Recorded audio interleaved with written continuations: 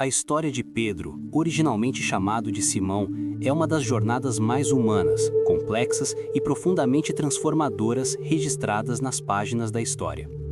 Ele não era um estudioso das leis, nem um nobre de linhagem real, mas um pescador rude, trabalhador e de mãos calejadas das margens do mar da Galileia. Sua vida era definida pelo ritmo das marés, pelo peso das redes molhadas e pela labuta diária e exaustiva para sustentar sua família na próspera cidade de Cafarnaum. Pedro era um homem de impulsos rápidos, de emoções à flor da pele e de uma lealdade que, embora por vezes vacilante sob pressão, era profundamente sincera em sua essência. Foi nesse cenário comum de barcos e peixes que ele encontrou aquele que mudaria não apenas seu nome, mas seu destino e o curso da própria civilização ocidental. Tudo começou em um dia de profunda frustração e cansaço nas águas da Galileia. Pedro e seus companheiros de faina haviam trabalhado a noite inteira, o período mais propício para a pesca, sem conseguir capturar um único peixe. Enquanto lavavam as redes na praia, exaustos e desanimados com o prejuízo do dia, um mestre galileu chamado Jesus aproximou-se, seguido por uma multidão faminta por suas palavras. Jesus pediu para usar o barco de Pedro como uma plataforma flutuante para ensinar as pessoas, evitando ser comprimido pela massa.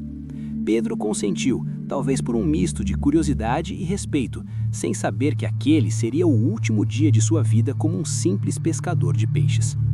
Após concluir seu ensinamento, Jesus deu uma ordem que desafiava a lógica e a experiência de qualquer pescador profissional.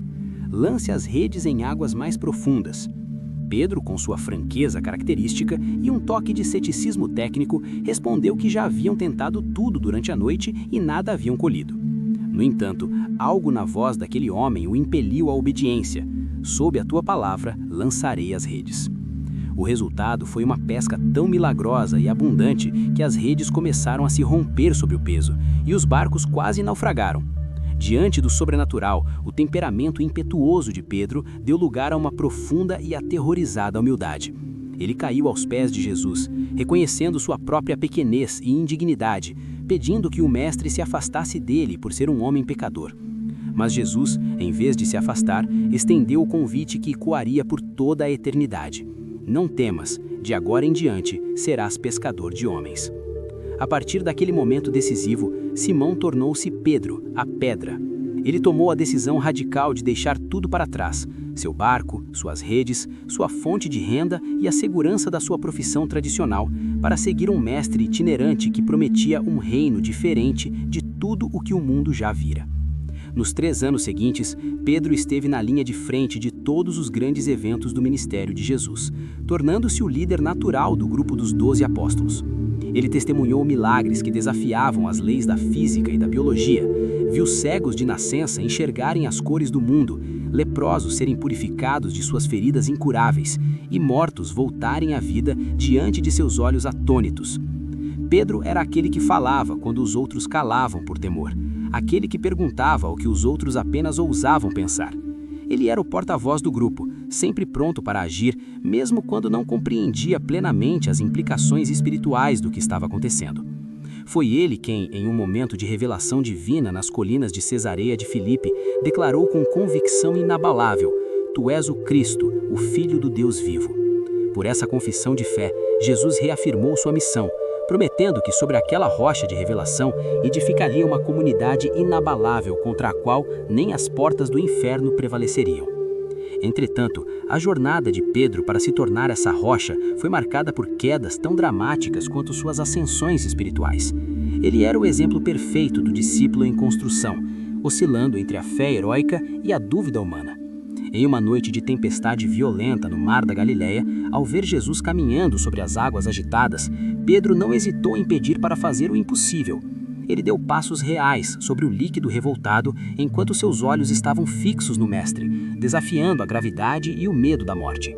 Mas ao desviar o olhar para a força do vento e a altura das ondas que o cercavam, a lógica do mundo e o medo da morte o dominaram, e ele começou a afundar. O grito desesperado, Senhor, salva-me, tornou-se desde então a oração universal de todos aqueles que, como Pedro, possuem uma fé corajosa, mas que ainda vacila diante das tempestades da vida.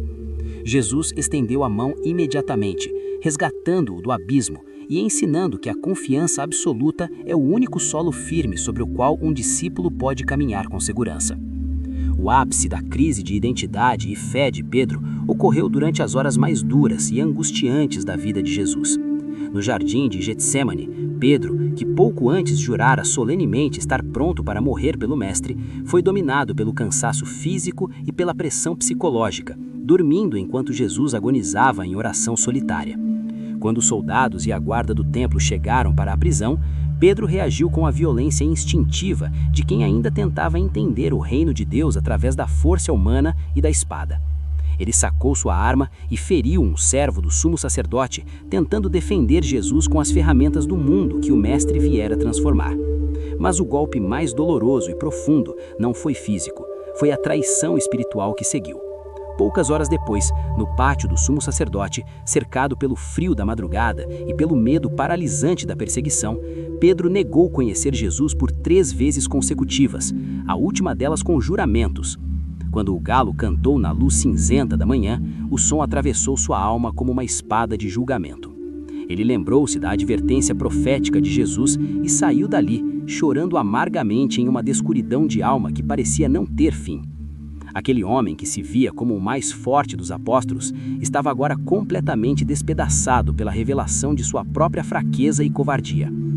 A ressurreição de Jesus, no entanto, trouxe consigo o milagre da restauração completa, provando que o fracasso não é o ponto final para aqueles que amam Deus. Pedro foi um dos primeiros a correr para o túmulo vazio na manhã de domingo, impulsionado por uma mistura de esperança e remorso. Mas sua verdadeira cura e comissionamento aconteceram de forma íntima e pessoal, às margens do mesmo mar onde sua jornada começara. Em um encontro carregado de simbolismo, Jesus não confrontou Pedro com sua falha vergonhosa, nem o cobrou por suas promessas quebradas. Na verdade, Jesus o confrontou com a única coisa que realmente importava, o amor. 3 vezes Jesus perguntou: Simão, filho de João, tu me amas? Para cada negação proferida no pátio frio da traição, Jesus ofereceu uma oportunidade de afirmação na praia quente do perdão.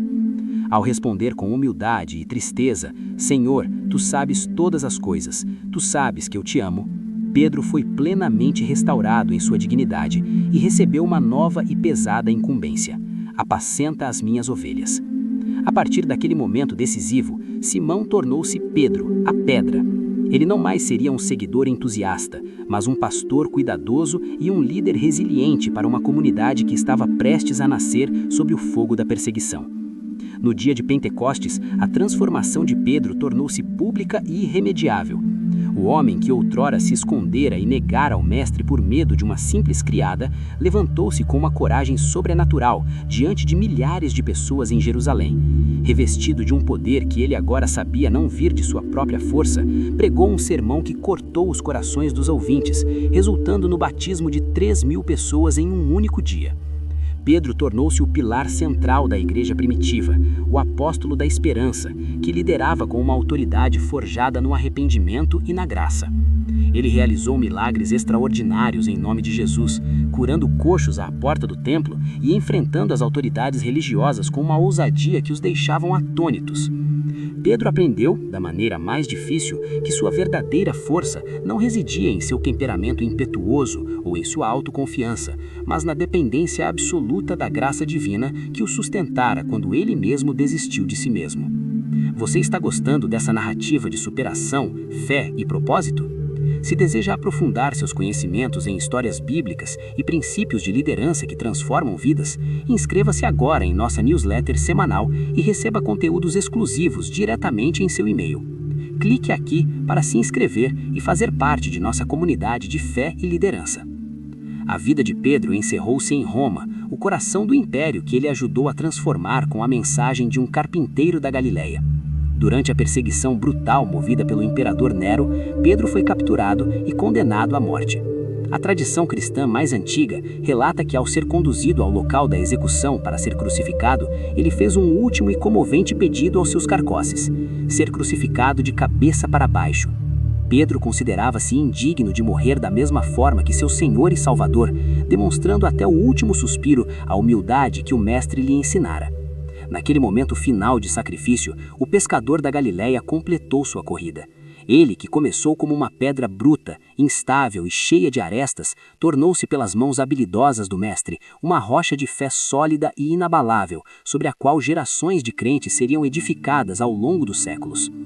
A história de Pedro é o testemunho eterno de que Deus não escolhe necessariamente os mais capacitados segundo os critérios do mundo, mas capacita com paciência e amor os escolhidos, transformando as maiores fraquezas humanas em monumentos vivos de glória divina.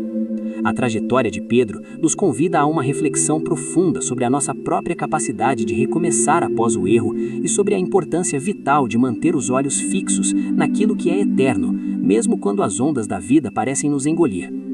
Pedro nos ensina que o caráter não é a ausência de falhas, mas a disposição de ser restaurado e de continuar caminhando após a queda. Se este texto trouxe clareza para seus pensamentos ou conforto para